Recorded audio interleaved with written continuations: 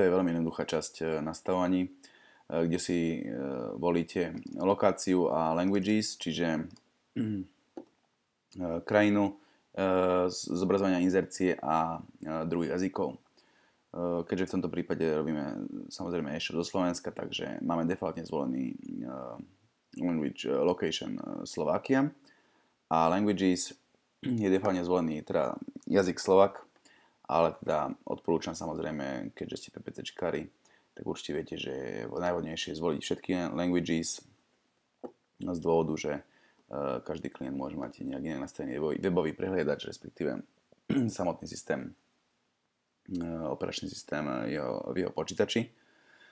Či už zvolíte Select All alebo All Languages hodnotu, je to jedno a to isté, takže v konečnom dôsledku v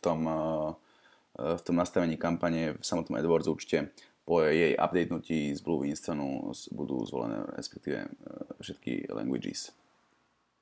Na spodku sú už iba dve jednoduché možnosti, ktoré sú defaultne zafajknuté, zvolené, a to teda stav, kedy inzeráty budú zobrazované v Google Search výsledkov vyhľadávania na Google a Search Networku, čiže v sieti partnerov, ktorí majú vložené Google vyhľadávanie priamo na ich portáloch, respektíve blogoch alebo weboch.